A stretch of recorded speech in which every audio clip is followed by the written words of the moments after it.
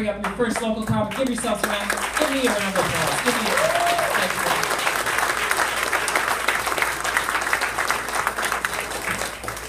you. Our first comic is not a stranger to the stage. A very funny guy. Please give a big round of applause for David Stein.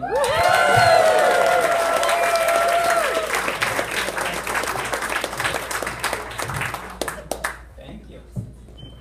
So, a number of years ago, I'm driving home on the New York State Thruway with my 6-year-old son and 3-year-old daughter. And my son has to go to the bathroom. So we pull into a Thruway rest stop, and I can't just take my son into the men's room and leave my daughter outside, especially since I did not have a good photograph for the milk carton.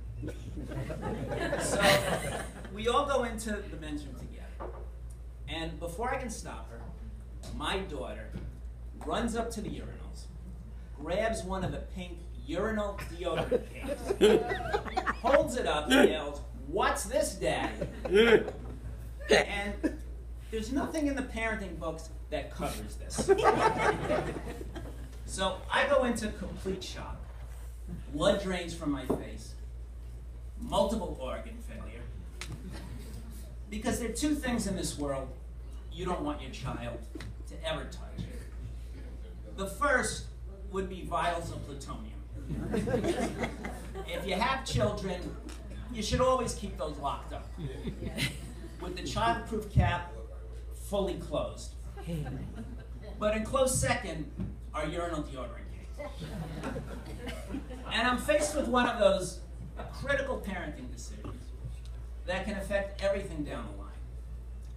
Now, what I did was I grabbed my daughter, I placed her in the sink, and I hosed her down. And in retrospect, I think that was a good decision. Because my first thought had been, grab my son, cut my losses, get the hell out of here. Because she was ruined. Just drive home, my wife would say, "Where's Gabrielle?" It didn't work out. We'd try again, though. Because you know it could never be the same. "Daddy, swing me around by the hands." "No, honey. Daddy's never doing that again. Put your rubber gloves back on. Go play outside. Don't touch anything on the way out."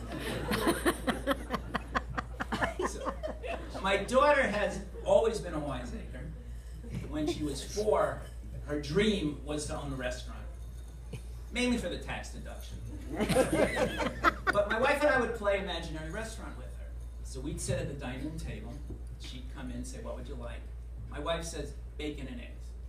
She marches into the kitchen, comes back in with imaginary bacon and eggs. She says, "Anything else?" I say, "I'd like the wombat souffle, and the porcupine looks good." She goes into the kitchen, comes back in with imaginary wombat and porcupine. She says, "Anything else?" I say, "I think we'll have some coffee." She goes back into the kitchen, comes back in, says, "We're out of coffee."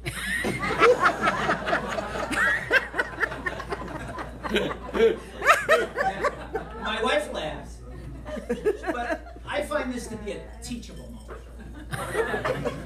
So I say, "What do you mean you're out of coffee? What kind of restaurant is this? I take my wife out for a nice meal, and I can't get a cup of coffee? Oh yeah, cry you little baby." Maybe you should have been thinking about that when you were out imaginary grocery shopping. You know, it's a funny thing. When she grew up, my daughter had no interest in owning a restaurant.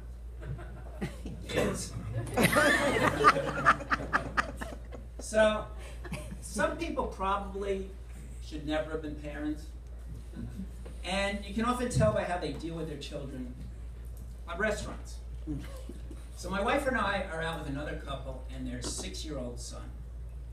And it's a seafood restaurant with a whaling theme. And this couple is just letting their son run through the restaurant unsupervised because they don't want to stifle his sense of exploration or some such new age parenting crap.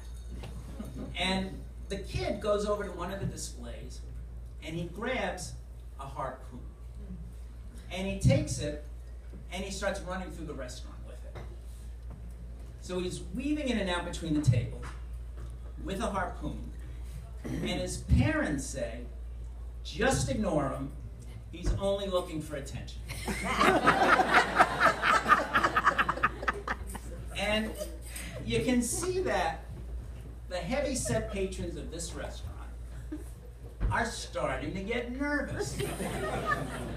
There's sweat coming down their pudgy necks because there's a kid whizzing right past them with a fucking harpoon. And his parents are ignoring it.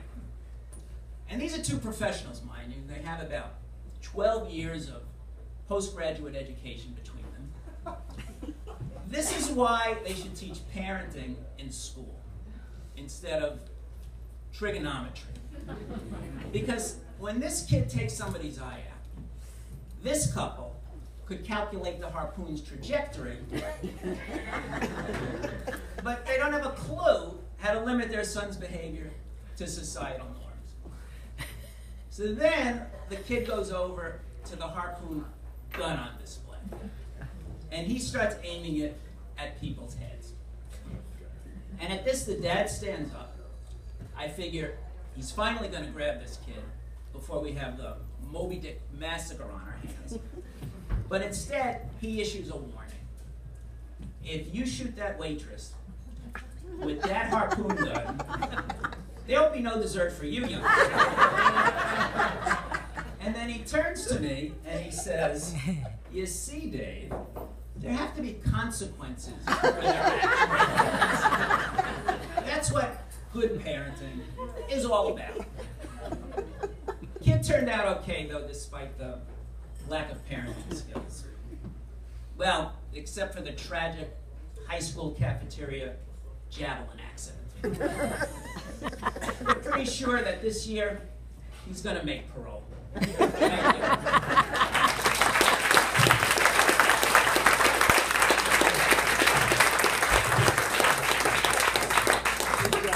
Keep it going for David Stein, everybody.